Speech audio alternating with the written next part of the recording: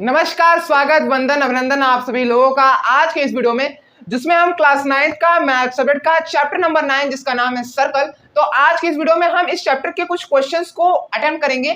तो बिना किसी देरी की शुरुआत करते हैं आज के इस वीडियो की और श्री गणेश करते हैं आज के इस क्वेश्चन प्रैक्टिस की वीडियो का। तो अब आइए बढ़ते हैं इस वीडियो के पहले क्वेश्चन पर, जो कि ये कह रहा है कि two circles are congruent if they have same radii. Radius का प्लूरल होता है रेडियाई, ठीक है। क्या कह रहा है? Two circles are congruent if they have same radii. इस क्वेश्चन में पहली लाइन में ही ये कहा गया है कि दो सर्कल है मान लीजिए, ठीक है, और ये दोनों सर्कल आपस में कॉन्ग्रुएंट तभी होंगे जब इनके रेडियस आपस में क्या होंगे? बराबर होंगे। मान लीजिए इस सर्कल के रेडियस को मैंने कहा r1 और इस सर्कल के रेडियस को मैंने कहा r2, ठीक है, ठीक है, ठीक है। और क्या कह रहा है? और ये कह रहा है आगे कि prove that equal chords of congruent circles subtend equal angles at the centre. तो हमें ये कह रहा है कि अगर हम इन दोनों सर्कल के एक इक्वल कॉर्ड्स बना दें, ठीक है, एक इक्वल कॉर्ड्स बना दें, तो हमें ये प्रूफ करना है कि ये दोनों इक्वल कॉर्ड्स इन दोनों सर्कल के, इन दोनों कॉन्ग्रुएंट सर्कल के इक्वल एंगल सबटेंड कर रहे हैं सेंटर पर। एक बार फिर से समझिए ये क्या पूरा क्वेश्चन कह रहा है। ये पूरा क्वेश्चन ये कह रहा है कि दो सर्कल्स आपस में कॉन्ग्रुएंट तभी होंगे जब उनके रेडियस आपस में सेम होंगे, और उन दोनों कॉन्ग्रुएंट सर्कल में अगर हम इक्वल कॉर्ड्स बना दें तो हमें ये प्रूफ करना है कि वो दोनों इक्वल कॉर्ड्स अपने सर्कल के सेंटर पर इक्वल एंगल सबटेंड कर रहे हैं, यानी कि इक्वल एंगल्स बना रहे हैं। थोड़ी सी बात समझ में आई है? बिल्कुल समझ में आई है। मान लीजिए मैंने इस सर्कल के रेडियस को कहा O और इस सर्कल के रेडियस को कहा मैंने O डैश, और इस सर्कल के कॉर्ड को कहा मैंने AB और इस सर्कल के कॉर्ड को मैंने कहा CD, ठीक है। तो हम सबसे पहले इसमें क्या लिखेंगे? सबसे पहले हम इसमें लिखेंगे गिवन। गिवन में क्या लिखेंगे? सबसे पहली चीज हमें ये क्वेश्चन में दो चीज दिया गया है। पहला क्या चीज दिया गया है? पहला ये चीज दिया गया है कि दोनों सर्कल के जो रेडियस है वो आपस में सेम है, यानी कि r1 बराबर r2।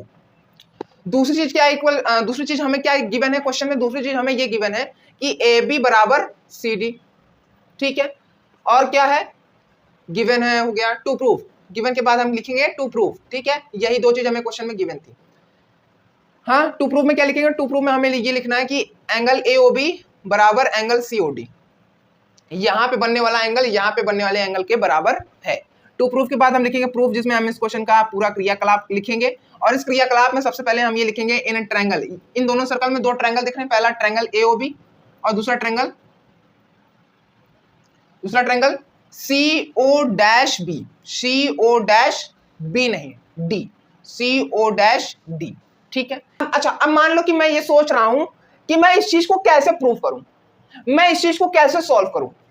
तो कैसे करूंगा? मैंने आपको एक रामबाण बताया था कि अगर आप ऐसी सिचुएशन में फंस जाओ तो एक बार कॉन्ग्रुएंसी ऑफ ट्रायंगल का कॉन्सेप्ट लगा दो। तो यहाँ पे मुझे दो ट्रायंगल्स दिख रहे हैं। अगर मैं इन दोनों ट्रायंगल्स में कॉन्ग्रुएंसी ऑफ ट्रायंगल का कॉन्सेप्ट लगा के एक बार ट्राई करके देखूं क्या ये चीज प्रूफ हो पाएगा कि नहीं, तो मैं वही करने जा रहा हूं, ठीक है। किसी भी दो ट्रायंगल्स को कॉन्ग्रुएंट प्रूफ करने के लिए हमें मिनिमम तीन चीजों को इक्वल शो करना पड़ता है। पहली चीज क्या इक्वल शो कर सकते हैं? पहली चीज हम इसमें ये इक्वल शो कर सकते हैं कि AB बराबर है CD के। ये मैंने कैसे कहा? ये भैया हमें क्वेश्चन में ही गिवन था। दूसरी चीज क्या इक्वल शो कर सकते हैं? दूसरी चीज हम ये इक्वल शो कर सकते हैं कि AO बराबर CO। और तीसरी चीज क्या इक्वल शो कर सकते हैं? तीसरी चीज हम ये इक्वल शो कर सकते हैं कि BO बराबर DO। ये दोनों कैसे इक्वल शो हो गए? ये भैया ये चारों जो हैं ये रेडियस है, ठीक है। ये क्या है? ये रेडियस है। हाँ, ये क्या है? ये है रेडियस, ठीक है। अब मैं ये कह सकता हूं by S congruency rule, by S congruency rule, by S congruency rule, triangle AOB is congruent to triangle CO dash B, CO dash D। अच्छा, यहां पे मैंने O सेम लग दिया ना, यहां पे होगा CO डैश और यहां पे भी होगा DO डैश, ठीक है।